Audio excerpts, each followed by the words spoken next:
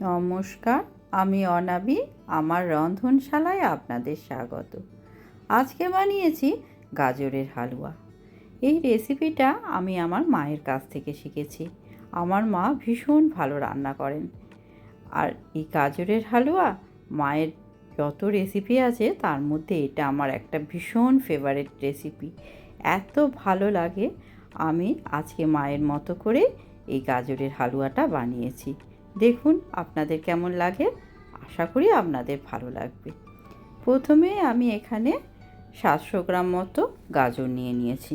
গাজরগুলো ভালো করে ধুয়ে পরিষ্কার করে এগুলোর খোসাগুলোকে ছুলে নিয়ে একটা গ্রেটারে করে গ্রেট করে নিয়েছি। ঠিক এইরকম সব গাজরটা গ্রেট করে নিয়েছি আমি। এবারে আমি গ্যাসে একটা কড়াই চাপিয়ে নেব। এবারে এখানে আমি বেশ কিছুটা ঘি দিয়ে দিচ্ছি। প্রায় 2 টেবিল চামচ মতো ঘি আমি এখানে দিয়ে দিলাম। ঘিটা ভালোভাবে গলে গেছে। এবারে গ্রেট করে রাখা গাজরটা আমি এর মধ্যে দিয়ে দিচ্ছি।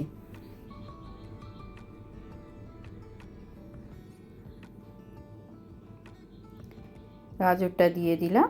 এবারে এটাকে ভালো করে নাড়াচাড়া করে এভাবে আমি ভেজে নেব। একটু সময় নিয়ে ভাজতে হবে, যতক্ষণ না পর্যন্ত গাজরের কাঁচা গন্ধটা চলে যায় আর যেটুকু জল আছে গাজরের মধ্যে সেটুকু জল শুকিয়ে যাবে, ততক্ষণ পর্যন্ত গাজরটা আমি এভাবে নাড়াচাড়া করে ভাজতে থাকব। 2 মিনিট অন্তর অন্তরই একবার করে এভাবে আমি নাড়াচাড়া করে দেব।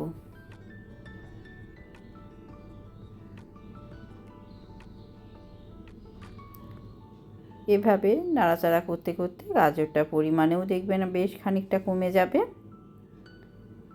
আর গাজরটা ভাজা হয়েছে কিনা সেটা বুঝবেন যখন দেখবেন ভাজতে ভাজতে গাজর থেকে একটা বেশ সুন্দর একটা সুগন্ধ উঠবে, আর গাজরের কালারটাও কিন্তু অনেকটাই চেঞ্জ হয়ে যাবে।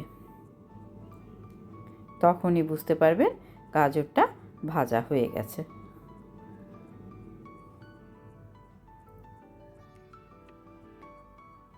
দেখুন গাজরের কালারটা কিন্তু অনেকটাই চেঞ্জ হয়ে গেছে। এবারে আমি এর মধ্যে কিছুটা দুধ বেশ ঘন করে রেখেছিলাম, একদম সরসর মতো হয়ে আছে দেখুন, সেরকম 500 দুধকে আমি ঘন করে ফুটিয়ে নিয়ে একদম এরকম সরসর মতো দুধ করে রেখেছি।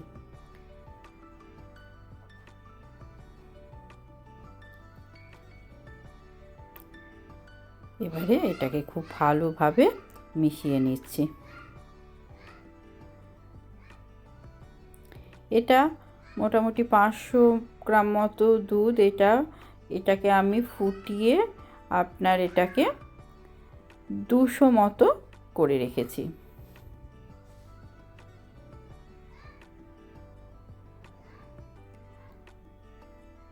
খুব ভালোভাবে মিশিয়ে নিলাম। এবারে আমি এর মধ্যে কিছুটা কনডেন্স মিল্ক দিয়ে দিচ্ছি। ছোট বাটির 1 বাটি কনডেন্স মিল্ক আমি এখানে দিয়ে দিলাম। কনডেন্স মিল্কটা দিলে এটার টেস্টটা খুব ভালো হয়। কনডেন্স মিল্ক না দিয়ে আপনি যদি মনে করেন যে কিছুটা খোয়া দেবেন সেটাও দিতে পারেন। ভালোভাবে আমি এটাকে মিক্সড করে নিচ্ছি।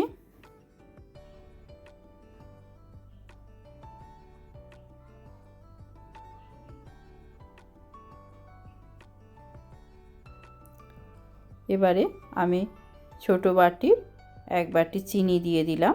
কনডেন্স মিল্কটা দেওয়া আছে, এটা বেশ মিষ্টি, সেজন্যে আমি দুধটা চিনিটা আমি কম দিলাম। এবারে মিষ্টি যদি আপনারা মনে করেন একটু বেশি খাবেন মনে করেন তাহলে মিষ্টিটা বেশি দিতে পারেন, তবে আমি যে পরিমাণ গাজর এখানে নিয়েছি বা যতটা আমি কনডেন্স মিল্ক দিলাম তাতে এইটুকু চিনি দিলেই যথেষ্ট। এবারে আমি এর মধ্যে কিছুটা এলাচ গুঁড়ো দিয়ে দিলাম আর এক মুঠো কিশমিশ ধুয়ে রেখেছিলাম সেটা দিয়ে দিলাম, আর কিছুটা কাজু বাদাম ছোট ছোট করে টুকরো করে রেখেছি সেটা দিয়ে দিলাম।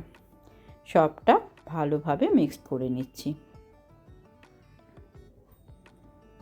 এভাবে এটা নাড়াচাড়া করতে করতে দুধটা আস্তে আস্তে শুকিয়ে যাবে আর হালুয়াটাও আস্তে আস্তে শুকিয়ে আসবে।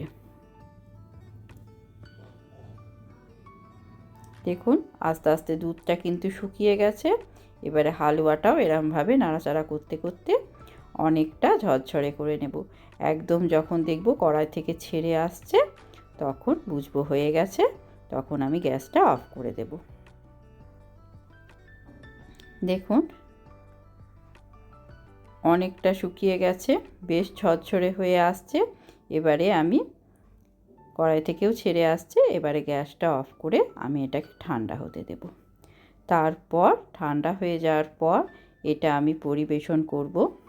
দেখুন কতটা ঝরঝরে হয়েছে, আর খেতেও কিন্তু হয় অসাধারণ। দেখলেন কত সহজে তৈরি হয়ে গেল। এত সহজে যে গাজরের হালুয়া হয়ে যায় আপনারা চিন্তাই করতে পারতেন না, তাই তো? এইভাবে বাড়িতে বানিয়ে দেখুন, ভীষণ ভালো লাগবে। বাড়ির গেস্টদেরকেও বানিয়ে খাওয়ান, খুব ভালো হয় রেসিপিটা। আজ তাহলে আসি, আবার আসবো অন্য দিন আর একটা অন্য রেসিপি নিয়ে। ধন্যবাদ।